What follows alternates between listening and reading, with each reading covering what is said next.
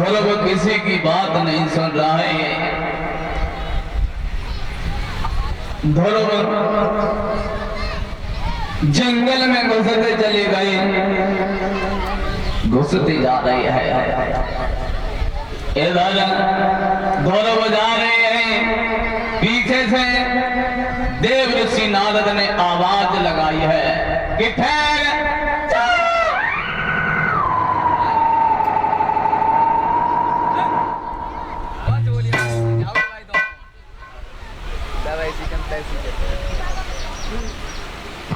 जब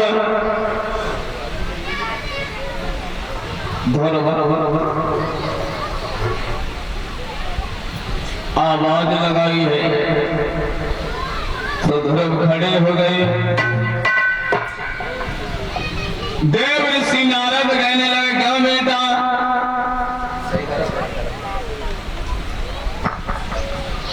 कहां जा रहे हो? बोले, बाबा जी हम भगवान का भजन करने के लिए जा रहे हैं। क्या? हाँ, तुम भगवान का भजन करोगे? तुम्हारी उम्र कम है, इसलिए तुम मेरी बात मानो, जंगल में मत जाओ। अगर तुम जंगल में जाओगे तो कोई शेर चीता तुम्हें खा जाएगा, इसलिए मेरी बात मानो, तुम जंगल में मत जाओ।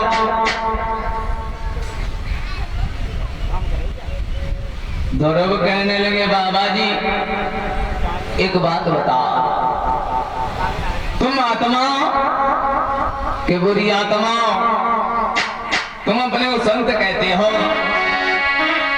ध्रुव बोले कि तुम मरी में को रहे हो डराए, तुम संतन पूरे रागी हो।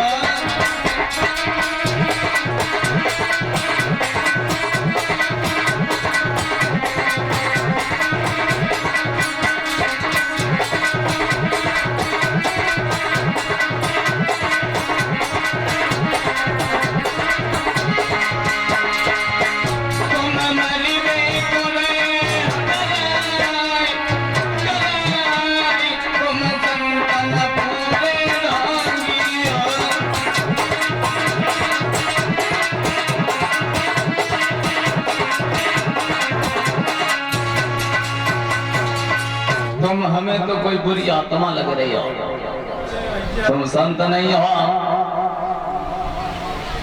देव ऋषि नारद कहने लगे, क्यों? तुम हमें ढोंगी बता रहे हो, हमें जिसे दुनिया के लोग नहीं जीत पाए हैं, उस कामदेव को हमने जीता है, हमने, और तुम हमें ढोंगी बता रहे हो। बेटा मेरी बात मानो, तुम घर के लिए लौट जाओ। ध्रुव कहने लगे, नहीं बाबा जी, मैं तो भगवान का भजन करूंगा। बोले, भगवान का भजन? पहले एक बात बताओ, तुमने कोई गुरु भी है? ध्रुव कहने लगे, बाबा जी ये गुरु क्या चीज होता है? महाराज ये खेत में होता है कि पेड़ पे लटकता है कि अमिया की तरह लटकता है? क्या होता है गुरु? देव ऋषि नारद कहने लगे, बेटा गु माने अंधकार, रू माने प्रकाश। जो अंधकार से प्रकाश की ओर ले जाए वही गुरु होता है। सबसे पहले तुम गुरु बनाओ, उसके बाद तुम्हें भगवान की प्राप्ति होगी। ध्रुव कहने लगे, बाबा जी अब हम जल्दी में गुरु कहाँ ढूंढे? ऐसो करो, आप ही हमारे गुरु बन जाओ। देव ऋषि नारद कहने लगे, ध्रुव जो ही बोले वही सागर खोले, हम क्यों बन जाए? चेला बनाना कोई अच्छी बात नहीं होती है। चेला जितना भी पाप करेगा उसका आधा भाग जो है वो गुरु के सामने जाएगा। इसलिए चेला बनाना कोई अच्छी बात नहीं होती। ध्रुव कहने लगे बाबा जी आप हमें अपना चेला बना लो। बोले अगर तुम जिद कर रहे हो तो मैं कह रहा हूं एक मंत्र हम तुम्हें बता रहे हैं, उस मंत्र को पढ़ते रहना। ओम नमो भगवते वासुदेवाय। ये द्वादश मंत्र है। भगवान के घुंघराले बाल होंगे, हाथ में गदा चक्र और पद्म होगा, समझ लेना यही भगवान है। देव ऋषि नारद ने ध्रुव के लिए यमुना के किनारे एक कुटिया बनाई है कि वो ध्रुव की छोटी परण कुटी यमुना तट पे दिखलाती है।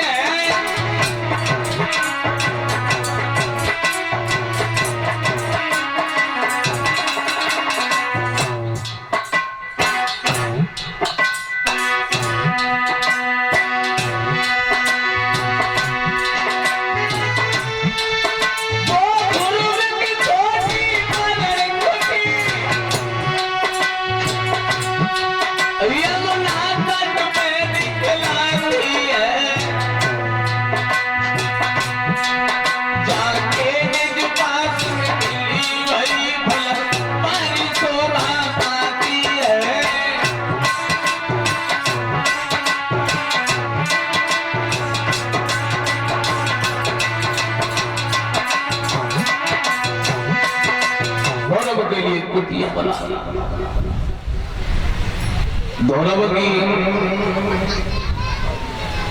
पहली समाधि रही है 7 दिन की। क्या देखा है कि धौरव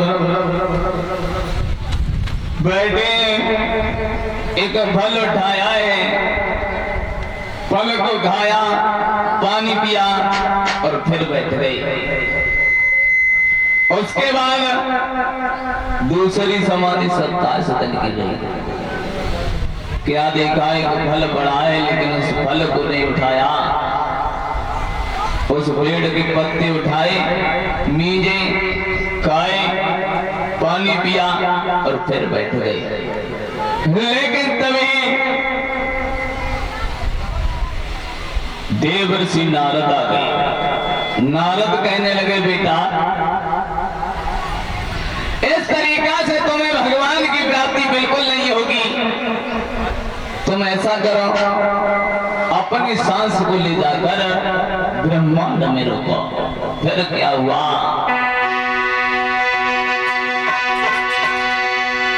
कि जब ध्रुव ने खींची प्राण वायु तो हमार की लोगों की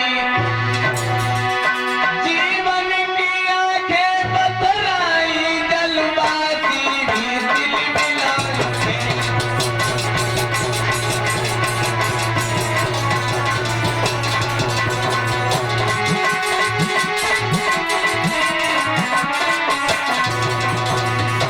ऐसा ही नहीं जिस समय ध्रुव ने अपनी खास को खींचा है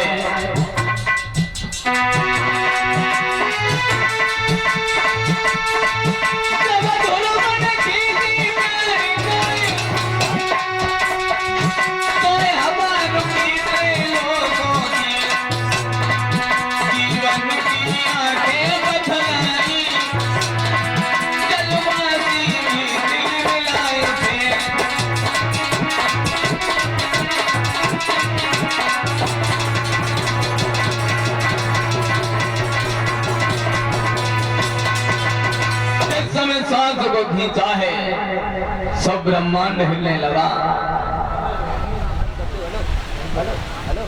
तो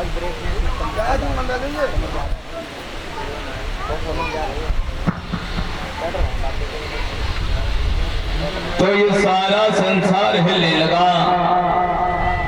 इंद्र का इंद्रासन भी हिला है। इंद्र भाग के ब्रह्मा जी के पास पहुंचा।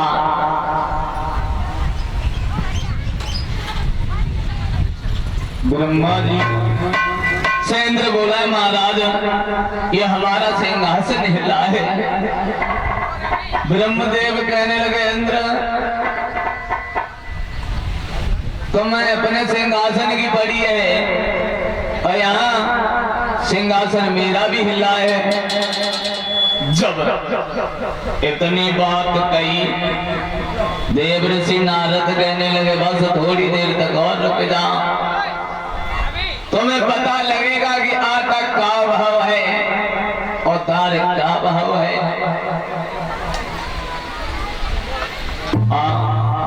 एक लाइन से भगवान का कीर्तन बोलते हैं, सभी लोग प्रेम से बोलेंगे।